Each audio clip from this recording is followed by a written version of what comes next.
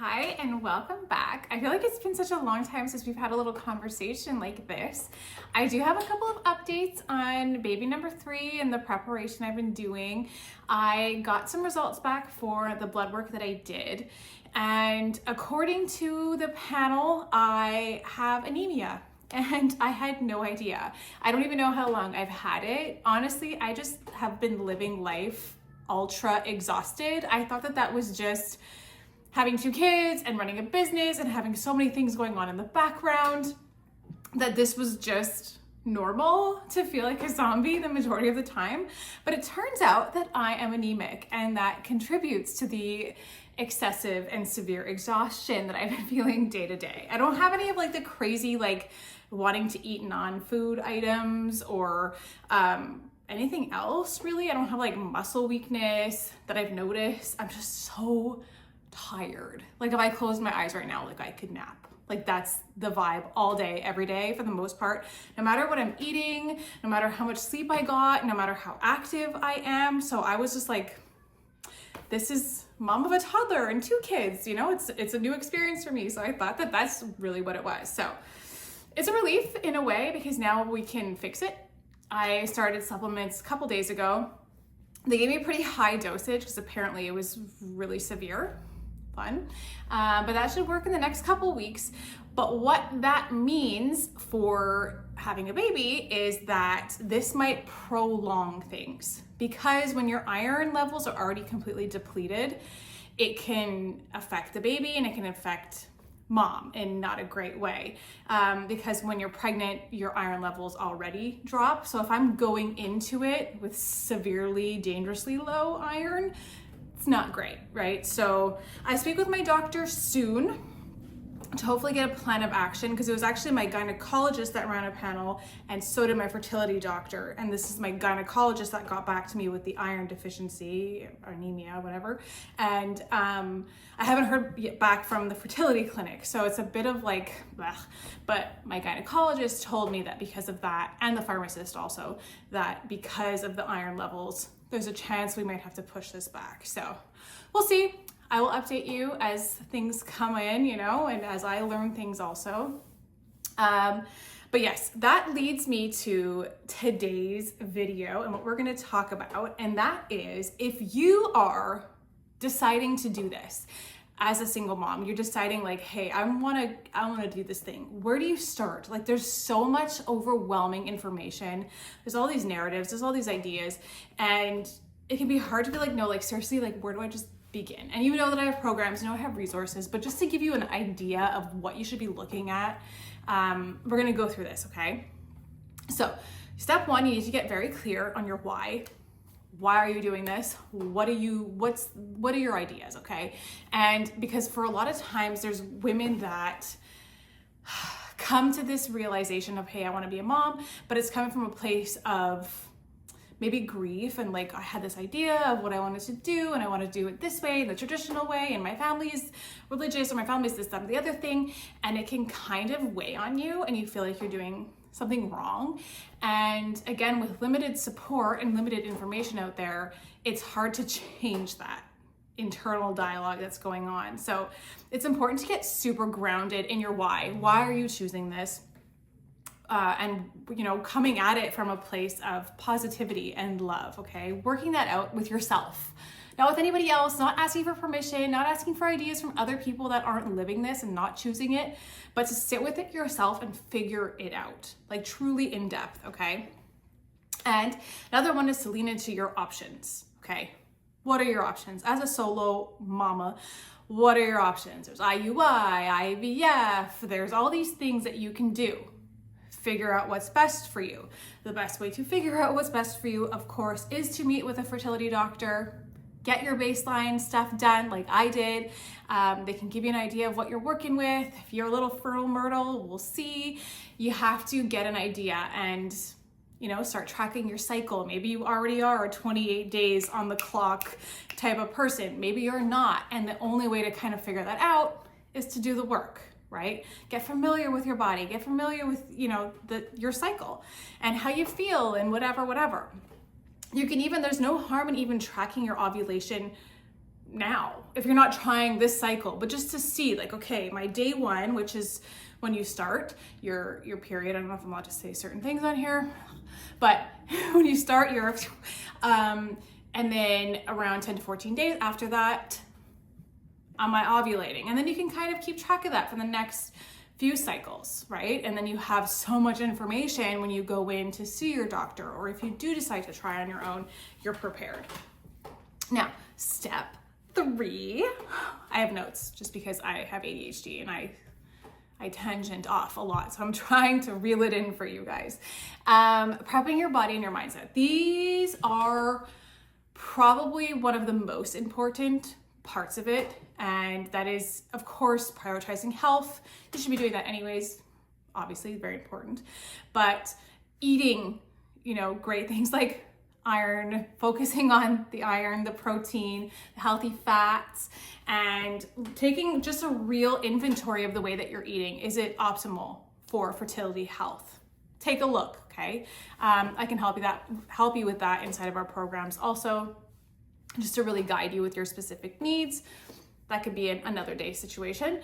But the mindset, okay, probably most important, because like I said at the beginning, so much of it is these narratives and other people's ideas, and maybe ideas that we thought, right? We thought, hey, I thought I'd be married. I'm 35. How come I don't have a partner? Like, I'm not where I want to be, and this and this and this. And that can weigh on us, and that internal dialogue that we have going on in a cycle, especially if you're ADHD like me, it doesn't end, just shut up. So we can get into these cycles of kind of hating on ourselves, and it's awful. So we need to find a way to change that, and that kind of loops back into our why. It loops back into who we are. It loops back into what we want. It loops back into the root of, I'm coming at this from a place of love. I'm coming at this from a place of just longing to be a mom and to start a family. I'm coming at this with such a beautiful energy, and reminding yourself of that constantly. And what a beautiful choice this can be, and connecting with women that are doing this, and inside the comment section even, that are also doing this, and creating friendships and a dialogue, and just knowing that if this feels like the right thing for you, it's probably the right thing for you, and trusting that and connecting with that is really powerful. And if you're having any sort of negative things going on between your ears about how you're doing something wrong, or you're doing your child a disservice, or whatever, unpack that. Where does it come from? That's somebody else's dialogue that you've carried, right? Somebody else's beliefs, because you're sitting here listening to this. So somewhere in there, that this is a good choice, but you might be wrestling with those feelings. I know, because same, okay? So sitting with those things and questioning them and picking them apart and trying to find the root, and understanding like, hey, this is because my grandma was really big on tradition, or, growing up, it was always when you find a husband, that's when your life begins and you start a family. So we have all of that going on for however many years, right? It's hard to just erase that, but sit with that and unpack it and realize like, hey, this was great grandma Jennifer's idea, right? Like, this is like, why? But because she was programmed to feel that way. She was programmed at 19 to get married and start having babies immediately, because that's the way it was. I respect that, but I also see how it's not beneficial for me to live my life that way anymore. The modern woman is a very different woman than we were in grandma's time, and that's okay. Big love and respect for grandma or auntie or coworker or whatever it is, but also we need to own our own truth, okay? Lastly is to find support. I talk about this a lot. Support can come in so many forms, okay? So if you don't have the big family, you don't have the girl group who's like, we're all doing this together, which I do have some of those people inside of my programs, which is fantastic. Like, how cool is that? Just to be having babies together, but not, you know what I mean? It's cool. Anyways, but if you don't have that, that's okay. You don't have all the besties that are on your side. That's okay. All right. You don't have a huge family that's cheering you on and gets it and is like, yeah, this is the way to go. Not everyone has that, and that's okay. You have me, you have our community of women here. It's only growing here on YouTube, the podcast, Instagram, over on TikTok even. There's lots of us inside the Facebook group, Single Mom Mindset. There's people, there's other groups, not only the ones that I have. There's all kinds of things. I have the resources, and inside of my programs, there are community tabs.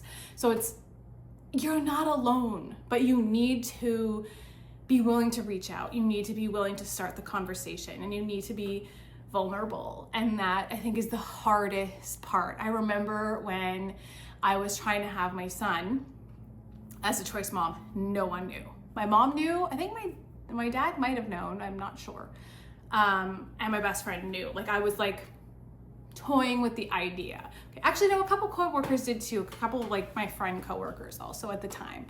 But it was like an idea. It wasn't like I'm gonna do it. I kind of just floated the idea around to see who was team yes and who was team I don't think so, you know?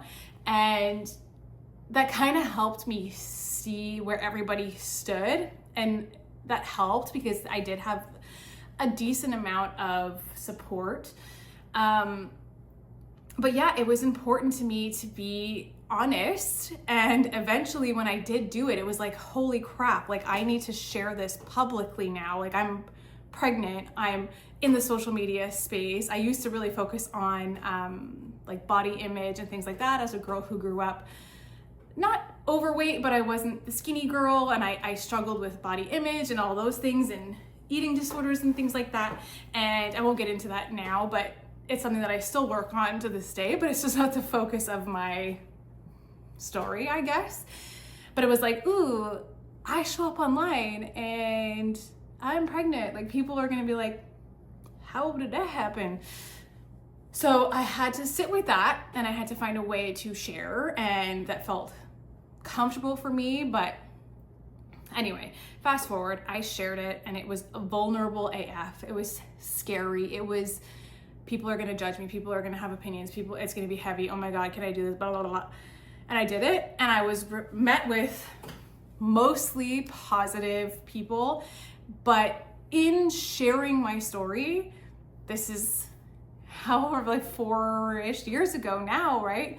4.5, maybe, whatever it was, it really changed things. It changed the trajectory of my life and my business and everything that I have going on. So in sharing, I've had the opportunity to connect with so many incredible people, yourself included. So be vulnerable. It's worth it, okay? It's scary, okay?